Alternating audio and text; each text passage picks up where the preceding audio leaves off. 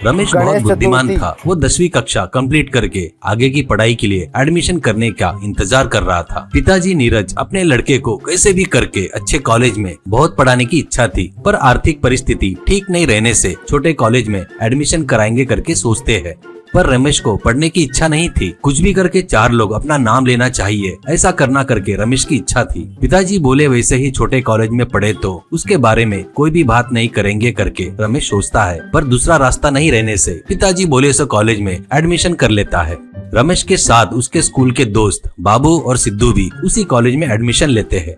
तीनों भी जन रोज बढ़िया कॉलेज में जाकर आते थे। रमेश, बाबू और सिद्धू एक ही एरिया में रहते थे। रमेश अपने दोस्तों से हमेशा कहता था, यार कुछ भी करके फेमस होना है रे। रमेश के पिताजी नीरज रामनगर में ट्रांसपोर्ट ऑफिस चलाते रहते हैं। उनके पास कुछ बोलेरो रहते हैं। उनसे कमाए सो पैसों से परिवार चला रहा था। रमेश अकेला लड़का रहने से उसको बड़े लाड़ प्यार से पालते हैं। रमेश जो भी मांगता था उसको वो देते थे।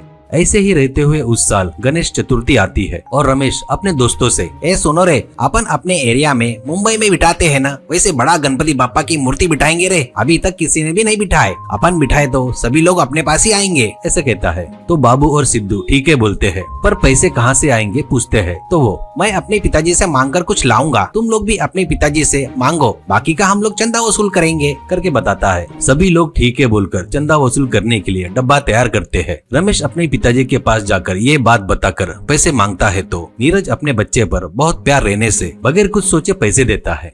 ऐसे उस एरिया में सबके पास से पैसा वसूल करना शुरू करते हैं। एरिया में रहने वाले सभी लोग बच्चों का उत्साह देखकर पैसा ज्यादा देते हैं। पैसे वसूल हो गए थे। बापा को बिठाने के लिए एरिया में ग्राउंड को भी सिलेक्ट कर लेते हैं। रमेश अपने दोस्तों के साथ साथ और कुछ लोगों को लेकर गणपति बापा को लाने के लिए जाएंगे करके सोचते हैं, पर वो लेकर आने के लिए ट्रक कहाँ से लाना है करके सोचकर अपने पिताजी से बोलेरो मांगेंगे करके सोचकर नीरज से, पिताजी गणपति बापा लाने के लिए मुझे ट्रक चाहिए करके बोलते हैं। तो नीरज, ले लो बेटा करके ड्राइवर के साथ देकर भेजते हैं। मार्केट में जाकर वहाँ एक बहुत बढ़िया गणपति बापा की मूर्ति सिलेक्ट करते हैं।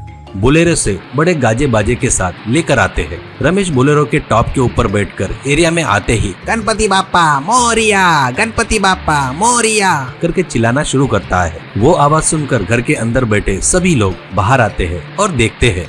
बापा को सोचे वैसे ही उसी जगह पर बिठाते हैं। बढ़िया मंडप को डेकोरेशन भी करते हैं और बापा के पूजा के लिए 9 दिन के लिए पंडित से बात भी कर लेते हैं।